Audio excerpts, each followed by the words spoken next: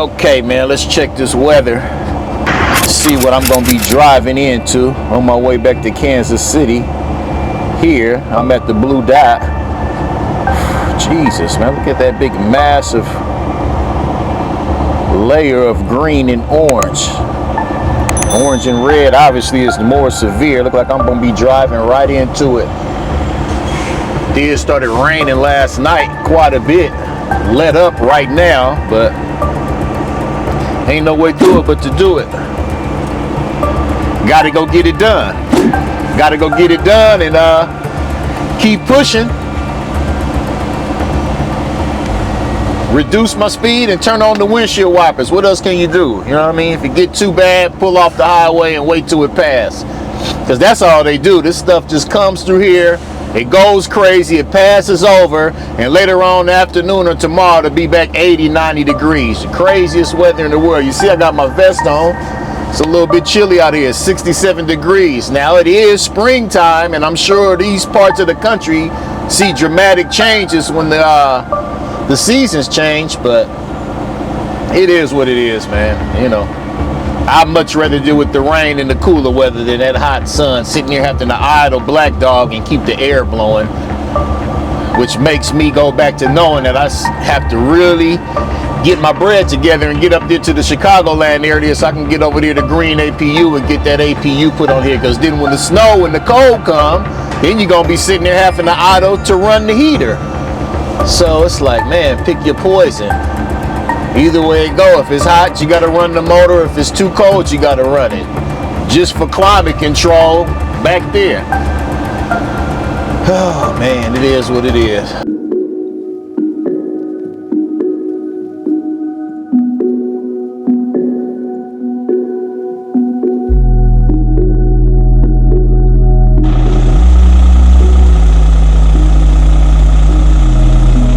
Man, I used to go in the bathroom and brush my teeth and freshen up, but it just be entirely too nasty and dirty.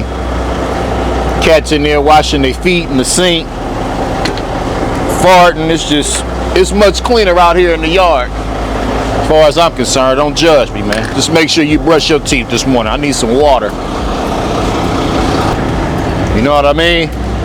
At least I'm doing it, you feel me?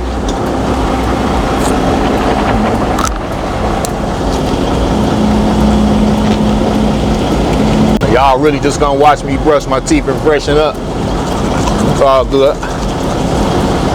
Back with another video. Back with another trucking vlog. Up early, man. Prayed up. You know what I mean? Ready to go ahead and make my little trek back to the Kansas City area. Right here from Fulton. Go get my load, come back and repeat, and just stay down with the grind. Stay down with the grind, stay down till you come up, as they say. That's what I'm doing, man. Starting to get a little homesick, though, I ain't gonna lie to you, but just gotta keep pushing through. Every time I look at my cameras at the house, I just picture myself being there at home, and it's like, what you gonna go home and do? Just be sitting there, and then when I get home and be with my family, then I'm gonna be sitting there in a week later, talking about I wish I would have stayed. So I got to stay down and get it while the getting is good. Thinking about just staying and letting that snow run me up out of here.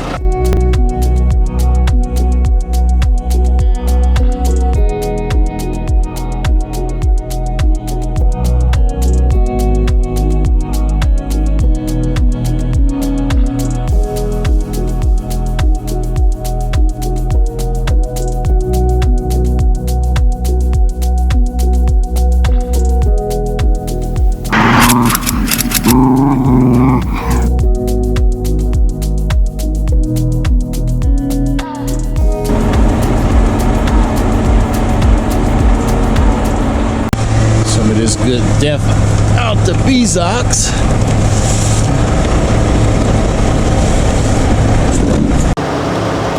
Drop a couple hunchos of fuel in here, which will get me through my daily little run.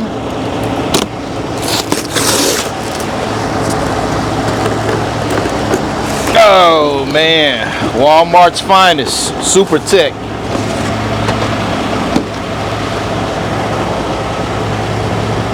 Good clean. Probably mass producing this stuff so much, man. Little defaults in these two bottles here. As far as this spout screwing onto it, plastic to plastic. It's getting in there though, it's gonna do the job. Crazy, man. I'm gonna have to use one of these old funnels I got because the damn top, that don't look too clean in there. So now, man, I'm gonna have to work this morning. These aren't screwing onto here too tight, so I'm gonna use this funnel to get it down in there. But now the funnel is a bit dirty, so we don't want that pushing down in there. So spending way too much time at this fuel island this morning. It's this little stretch of highway that I hate driving through on my return. So you can see on each side, you probably got like 2 feet on either side of the truck and trailer to these little guardrails, and these trucks be hauling ass through here, man. I done seen several horrible accidents coming through this little strip of this highway from people going just too fast and not judging it properly. Like if you take your eyes off the road and kind of wander over to the right or to the left and hit one of these barrier walls, it's definitely gonna bring you to a stop, and you got all that traffic coming behind you. Every time I come through here, I just be holding my breath, hoping that nothing takes place in front of me. I even seen it on the news clip last night where they was talking about this stretch of highway where all the residents and people that live in this area is just fed up and furious with the construction.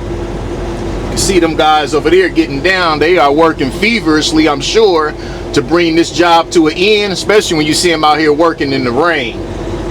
But it's crazy, man. It's like they put this new stuff up, and then what, like out here in the middle of nowhere when they should be really within the city limits, closer to the main part of the metro cities, you know, getting the roads up to par. And then after they do this, then they'll have nerve to go ahead and throw up the freaking lights and signs and turn it into a little tollway coming right through here to collect money. So it's crazy. Speaking of tolls, my wife just told me how I got a bill in the mail from Texas Tag, which I have the damn tag right here.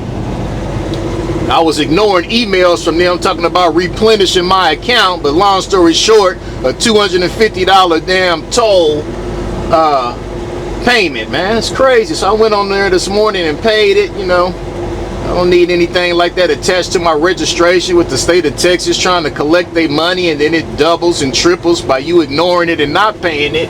But it's crazy. Like, they got some of the worst tolls to me in all of the USA. All that freeway construction y'all got going on in the Dallas-Fort Worth area, and really the tolls, who's paying for it, the government or the tolls? So you see how these guys just, like, look at this dude right here. He just hauling ass through here, man. He hauling ass. Let me let him go on and go. They be having some bad accidents, man, out here with these dudes driving the way they do. It is what it is, man. You know, I try to stay cautious, and, you know, I'm not talking down on nobody, but it's just like I wonder what some of these guys be thinking about. You know what I mean? You coming through here hauling ass, and you be sitting there on your side, sitting there wondering what happened, looking like a dang fool, losing your job and causing people's insurance to go up. If you not paying for the insurance, it's about being safe out here and getting home safe and getting the load there safe. It's not no race, man. It's a marathon, like young Nipsey say.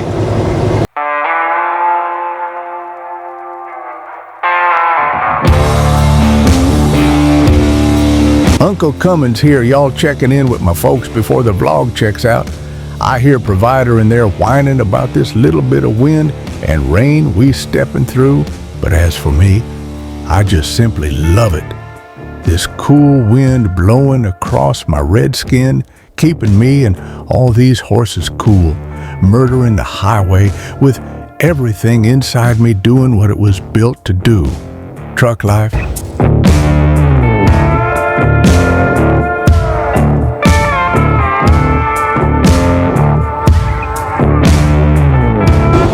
Man, I sure hope this stuff clears up by this weekend down in Joplin with the G-Best truck show going on. I would sure hate to be turning my back on my money for those few days that I decided to go down there and hang out at a super cool truck show that everybody's talking about. So this weather out here is a trip. you know, hopefully, like I say, it's cleared up by the weekend, nice and sunny.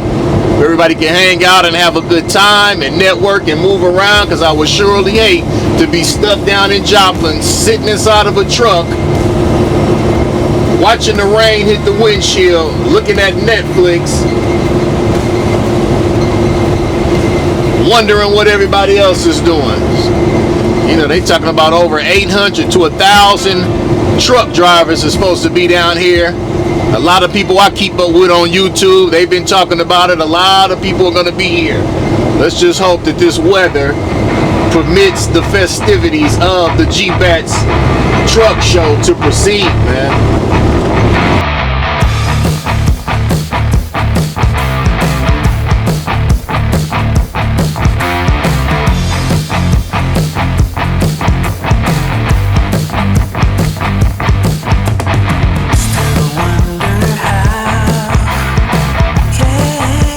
Just sitting here, I have arrived at my destination where I'm coming to hang out at for a couple hours until my load is ready to go back. But I was tripping off this comment somebody had dropped as far as my last video where I was talking about that petition or whatever. So it's just wishful thinking. The chances of that actually happen are very slim. I do know that.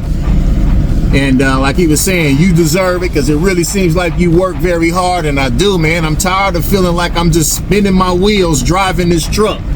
I'm definitely not going to be one of them ones talking about I've been driving 20, 30 years and not getting ahead. When you create a business, you create a business to be successful. Successful is not just living check to check and bill to the next bill, out here risking your life in these trucks around these people that seem to think it's cool to drive crazy when it's raining and these forward. I mean, it's a dangerous job. I didn't know that. They had truck driving is up very high on the list in terms of risky and dangerous jobs. And to a further extent, like I said, when you create a business, you create the business to be successful and to get ahead and to scale up. And the way things are going, that cannot happen. You know, I'm out here really grinding it hard. Luckily for me right now, I've got like this little dedicated lane. I don't know how long it's gonna last. I done been real excited and happy about being on dedicated lanes and thinking it was gonna be like some long-term stuff, and we all know nothing lasts forever. So I'm definitely taking advantage of it while I can, while they keep basically, you know, giving me these loads and sending me these rate cons. I'm gonna continue to run it. And that was just something they really put on my mind, man, when the guy was saying like, you really deserve it, you work hard. And then like my guy Josh was saying, if they really actually did something like that, all that would do is pretty much just flood the market, and we'll just be back to square one with a bunch of people flooding and wanting to become truck drivers and owner operators and getting your trucks at $5 a mile and company drivers getting $1 a mile.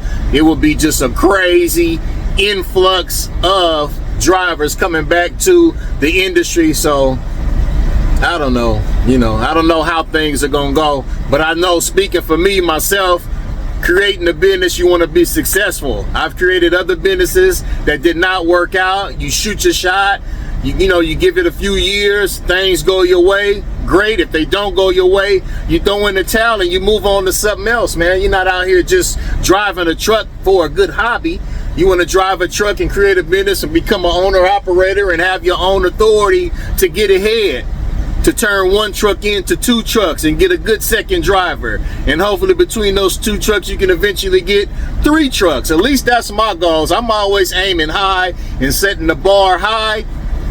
And because one truck ain't gonna get it. A one-man owner operator show out here with the way the rates are and the way this trucking industry is, you're not gonna get there, you know. And scaling up right now, going to invest that type of money like I did in this truck to get a second truck, to be able to pay for that and insurance and pay a driver. I mean, the rates don't permit you to scale up right now. So what do? You know, you just weather the storm, keep your fingers crossed, wishful thinking with all that AFFTRA.org petition that they trying to get in front of Trump. But I don't know, man. I'm just kind of like venting to you guys, but it's tough. Made it here safely to my little hangout. About to go in here and kill a couple hours. It's just 12 noon. I don't have to pick up until 3:30, so I got 3 hours to kill. I'd rather go sit in there and sit in front of the big wide screen and smoke a stick. Stick with these Swiss. I pretty much tried all of them, and I like the Swiss one pretty much the best. 3 Swiss.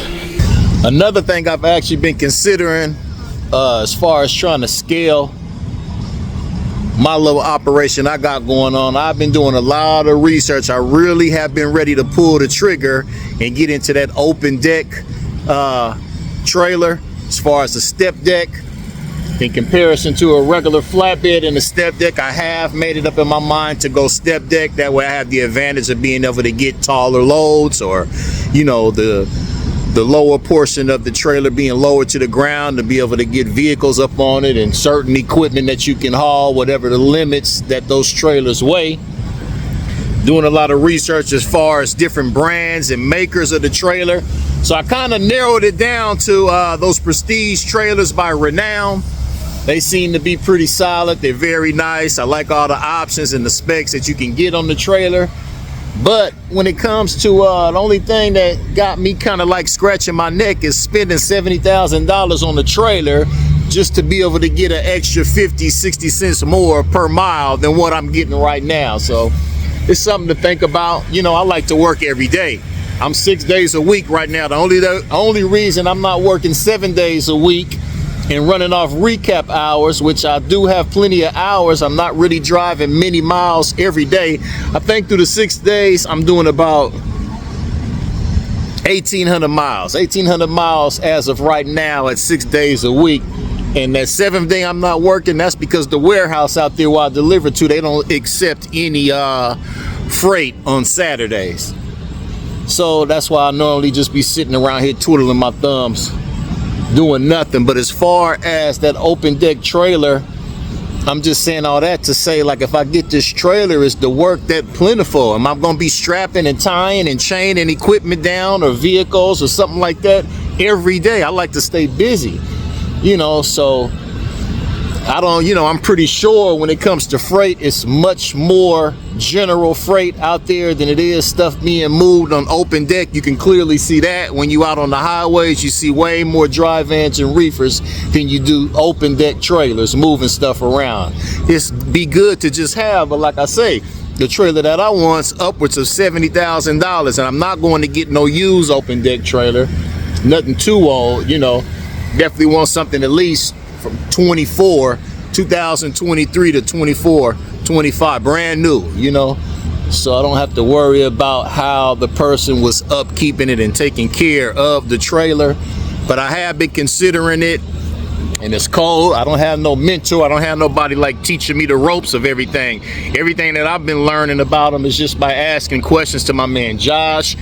It's a few other guys on YouTube that I just sit and I watch, and I go and learn how to tarp or how to chain, or, you know, chaining down those steel coils or chaining down flat steel, and all of it, you know, it's got different ways and methods that you got to get into as far as when you doing this securement. But I'm a fast learner, and I'm sure I'll get the hang of it fairly fast. But like I said, to spend that type of money on a trailer right now, I don't know whether if I should do it or not. I honestly don't. I do want to get into that. I do like the fact of having that open deck trailer and being able to make more money, graduate from the dry van to that, and then eventually from that, you know, if it permitted itself, go from that step deck into a low boy to get into more specialized, even much more heavier freight to get more money. So I'm just sharing my thoughts with you guys. Like I say, I'm always setting the bar high to get ahead and do better in this trucking. But the way the rates are, I don't know. You know, what would you do? Would you really go invest 70 grand into a trailer like that to just make an extra 50 to 60 cents more than what you were getting currently? I don't know. Maybe I'm being a little bit too much in my ego and being big-headed and just go ahead and, you know, test the water and get a much more older trailer and don't get one that's so expensive. Maybe go spend about 20 or 30 grand on a step deck trailer, but I learned my lesson with used equipment. Either you're gonna finance it and pay the bank, or you're gonna always be paying the mechanic, so you pick your poison.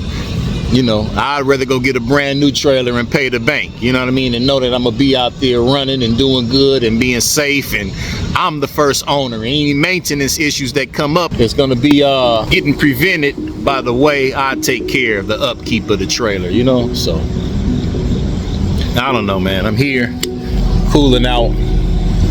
Subscribe now. Watching the clock tick down so I can go get this load and go get my bread, and yeah.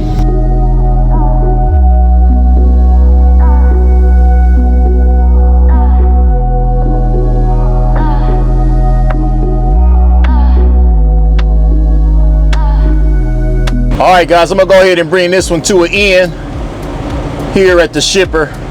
About to go ahead and get checked in and bump this dock, get my load, and strike back out eastbound through this crazy weather, 160 miles, back down to the receiver, day in, day out. It gets kind of boring, the monotony of it, but it's cool. I'm not complaining. I'm very grateful. Appreciate y'all checking the vlog out. Please consider subscribing, show your boys some thumbs up love. And yeah, let me know your thoughts about everything that we talked about in the conversation we had in this video. Truck life, stay prayed up, stay safe, man, and keep your head on swivel, guys. I'll see y'all on the next one.